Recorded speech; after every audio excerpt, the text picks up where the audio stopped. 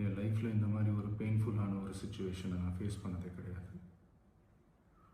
மனசு முழுக்க வலி வலி மட்டும்தான்.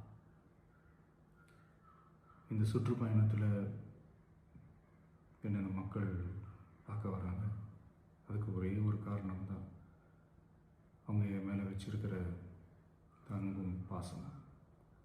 அந்த அன்புக்கும் பாசத்துக்கும் நான் எப்பவும் கடமைப்பட்டிருக்கிறேன். அதனால தான் இந்த சுற்றுப்பயணத்தில் மற்ற எல்லா விஷயங்களையும் தாண்டி மக்களுடைய சேஃப்டி, அதில் எந்த காம்ப்ரமைஸும் பண்ணிடக்கூடாதுன்றதுக்காக தான் அது என் மனசில் ரொம்ப ஆழமாக இருக்கும் அந்த எண்ணம். அதனால தான் இந்த அரசியல் காரணங்கள் எல்லாத்தையும் தவிர்த்துட்டு ஒதுக்கி வச்சுட்டு மக்களுடைய சேஃப்டி மட்டும் மைண்டில் வச்சுக்கிட்டு அதுக்கான இடங்களை சூஸ் பண்ணுறது, அதுக்கான இடங்களை பார்த்து பெர்மிஷன் கேட்குறது, போலீஸ் டிபார்ட்மெண்ட்டில் அதை ரிக்வெஸ்ட் பண்ணி கேட்போம். ஆனால்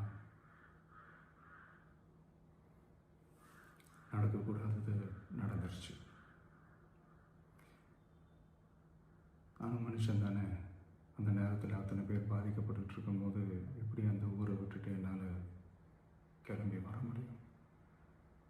நான் திரும்ப அங்கே போகணும்னு இருந்துச்சுன்னா அதை ஒரு காரணம் காட்டி அங்கே வேறு சில பதட்டமான சுச்சுவேஷன்ஸ், வேறு சில அசம்பாவிதங்கள், அந்த மாதிரி எதுவும் நடந்துடக்கூடாதுன்றதுக்காக தான் நான் அதை அவாய்ட் பண்ணேன். இந்த நேரத்தில் சொந்தங்களை இழந்து தவிக்கிற அத்தனை குடும்பங்களுக்கும் என்னுடைய ஆழ்ந்த இரங்கலை தெரிவிச்சுக்கிறேன். எனக்கு தெரியும், என்ன சொன்னாலும் இது ஈடேயாகாதுன்னு எனக்கு தெரியும்.